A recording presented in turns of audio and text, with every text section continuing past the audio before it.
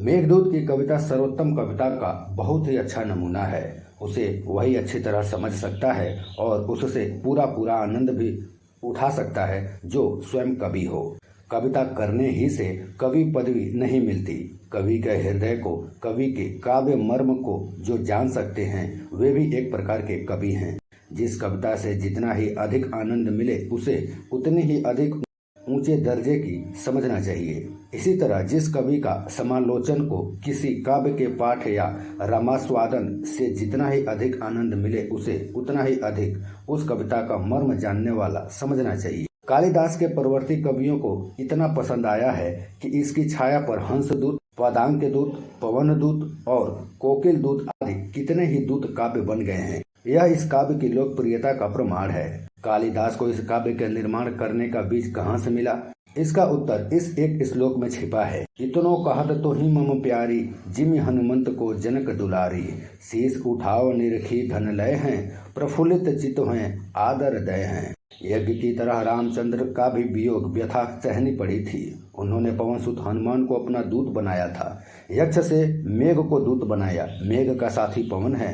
हनुमान की उत्पत्ति पवन से हुई, अतः दोनों में पारस्परिक संबंध भी हुआ। लेकिन मैथिली के पास रामचंद्र का संदेशा भेजना वैसा संबंध नहीं है।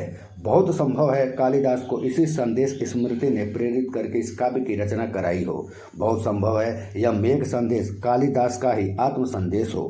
कवियों की संपत्ति है कि विषय के अनुकूल छंदो योजना करने में वर्ण विषय में सजीवता सी आ जाती है। वह विशेष खुलता है, उसकी सरसता और सहृदयों को आनंदित करने की शक्ति बढ़ जाती है।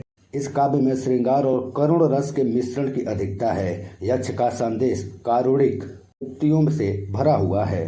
जो मनुष्य कारुणिक आलाप करता है या जो प्रेमोद्रेक के कारण अपने प्रेम पात्र से मीठी मीठी बातें करता है, वह न तो सांप के सदृश टेढ़ी मेढ़ी चाल चलता है, न रथ के सदृश दौड़ता ही है। वह तो ठहर ठहर कर कभी धीमे और कभी ऊंचे ऊंचे स्वर में अपने मन के भाव प्रकट करता है। इस वृत्त के गुण इसके नाम ही से प्रकट होते हैं। यही जानकर कालिदास ने इस वृत्त का प्रयोग कर इस काव्य में किया है और यही जानकर उनकी देखा देखी औरों ने भी दूत काव्यों में इसी वृत्त से काम किया है। कभी यदि अपने मन का भाव ऐसे शब्दों में कहे जिसका मतलब सुनने के साथ ही सुनने वालों की समझ में भी आ जाए तो ऐसे काव्य प्रसाद को पूर्ण कहा जाता है।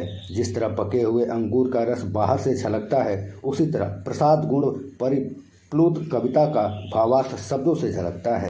इसको हृदय में बसने में देर नहीं लगती। जिस काव्य में करुणाद्र संदेश और प्रेमाड़ित सय घोतक बातें हों, उसमें प्रसाद गुण को कितनी आवश्यकता है यह सहृदय जनों को बताना न पड़ेगा। प्यार की बात यदि कहते ही समझ में न आ गई, कारुणिक संदेश यदि कानों को राई से तत्काल हृदय में न घुस गया तो उसे इस प्रकार निष्फल ही समझना चाहिए। देवताओं, दानवों और मानवों को छोड़कर कवि कुल गुरु ने इस काव्य में एक यक्ष को नायक बनाया है। इसका कारण है यक्षों के राजा कुबेर। वे धनाधीप हैं। रिद्धि और सिद्धियां उनकी दासियां हैं। सांसारिक सुख धन की ही बदौलत मान होते हैं। जिसके पास धन नहीं वे इंद्रिय जन्य सुखों का यथेष्ट अनुभव नहीं कर सकता। कुबेर के अनुसार कर्मचारी और पदाधिकारी सब यक्ष ही हैं। कुबेर के ऐश्वर्य का थोड़ा बहुत भाग उन्हें भी अवश्य ही प्राप्त होता है। इससे जिस यक्ष का वर्णन मेघदूत में है, उसके ऐश्वर्यवान और वैभव संपन्न होने में कुछ भी संदेह नहीं है। उसके घर और उसकी पत्नी आदि के वर्णन से यह बात अच्छी तरह साबित होती है।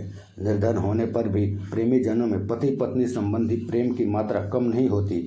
फिर जो जन्म ही से धन संपन्न है, जिसने लड़कपन से ही नाना प्रकार के सुख भोग किए हैं, उसे पत्नी वियोग होने में कितना दुख, कितनी हृदय व्यथा, कितना शोक संताप हो सकता है, इसका अनुमान करना बहुत मुश्किल है।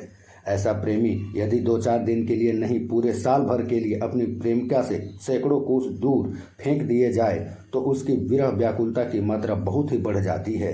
इसमें कुछ भी संदेह नहीं है। ऐसे प्रेमी का वियोग ताप वर्षा में और भी अधिक भीषणता धारण करता है। उस समय वह उसे प्रायः पागल बना देता है। उसके प्रेम की परीक्षा उसी समय होती है। उसी समय इस बात का निश्चय किया जा सकता है कि इस प्रेमी का प्रेम कैसा है और यह अपनी प्रेमिका को कितना चाहता है। कालिदास ने इस काव्य में आदर्श प्रेम का चित्र खींचा है। उस चित्र को सविशेष हृदयहारी और यथार्थता व्याजक करने के लिए यक्ष को नायक बनाकर कालिदास ने अपने कवि कौशल की पराकाष्ठा कर दी है।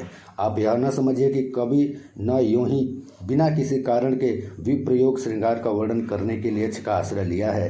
विषय वासनाओं की तृप्ति के लिए ही जिस प्रेम की उत्पत्ति होती है वह नीच प्रेम है, वह निघ्न और दूषित समझा जाता है। निस्वार्थ प्रेम ही उच्च प्रेम है। निस्वार्थ प्रेम अवान्तर बातों की कुछ भी परवाह नहीं करता।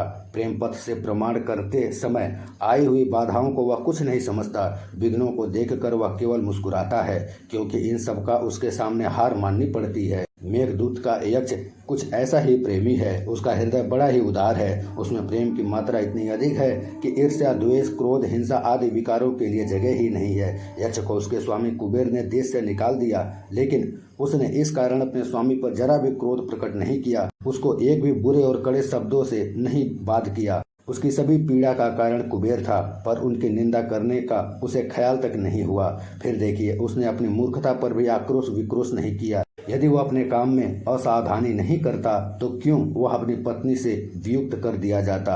अपने सारे दुख शोक का आदि कारण वह खुद ही था। न उसको इसका भी कुछ ख्याल रहा और न ही उसने अपने को भी नहीं धिक्कारा। वह धिक्कारता कैसे? उसके हृदय में इस प्रकार के भावों के लिए जगह ही नहीं था। उसका हृदय तो अपनी प्रेमिका के प्रेम से ऊपर तब लबालब भरा हुआ था। वहां पर दूसरे विकार रह कैसे सकते थे। मेघदूत में कालिदास ने आदर्श प्रेम का चित्र खींचा है। निस्वार्थ और निव्राज प्रेम का जैसा चित्र मेघदूत में देखने को मिलता है, वैसा ही किसी काव्य में नहीं मिलता। मेघदूत के यक्ष का प्रेम निर्दोष है, और ऐसे प्रेम से क्या नहीं हो सकता। प्रेम में जीवन पवित्र हो सकता है। प्रेम से जीवन को अलौकिक सौंदर्य प्राप्त हो सकता है। प्रेम में जीवन मादक हो सकता है। मनुष्य प्रेम से ईश्वर संबंधी प्रेम की उत्पत्ति भी हो सकती है। कालिदास का मेघदूत करुण रस से परिलुप्त है, और क्या हुआ, वह उच्च प्रेम का सजीव उदाहरण है। जो ऐसे सच्चे प्रेम मद से मक्त हो रहा है, जो ऐसे सच्चे प्रेम में पड़ा हो, जिसकी सारी इंद्रियां अन्याय विषयों से खींचकर एक पात्र प्रेम रस में सर्वतोभाव में डूब रही हैं, जिसके प्रेम परिपूर्ण हृदय में और कोई सामाजिक भावनाएं या वासनाएं आने का साहस तक नहीं कर सकती। वह यदि अचेतन मेघ को दूत बनावे और उसके द्वारा अपनी प्रेयसी के पास अपना संदेश भेजे तो आश्चर्य ही कैसा। जो मत है और जो संसार की प्रत्येक वस्तु में अपने प्रेम पात्र को देख रहा है, उसे यदि जड़ चेतन का भेद मालूम रहे तो फिर उसके प्रेम की उच्चता कैसे स्थिर रह सकती है। वह प्रेम ही क्या जो इस तरह के भेदभाव को दूर न कर सके। कीट योनि में उत्पन्न पतंगों के लिए दीप शिखा की ज्वाला अपने प्राकृतिक दाहक गुण से रहित मालूम होती है। महाप्रेमी यक्ष को यदि मेघ की अचेतना का ख्याल न रहे तो इसमें कुछ भी अस्वाभाविकता नहीं रही। फिर क्या यक्ष यह न जानता था कि मेघ क्या चीज है? वह मेघदूत के आरंभ ही में बताता है।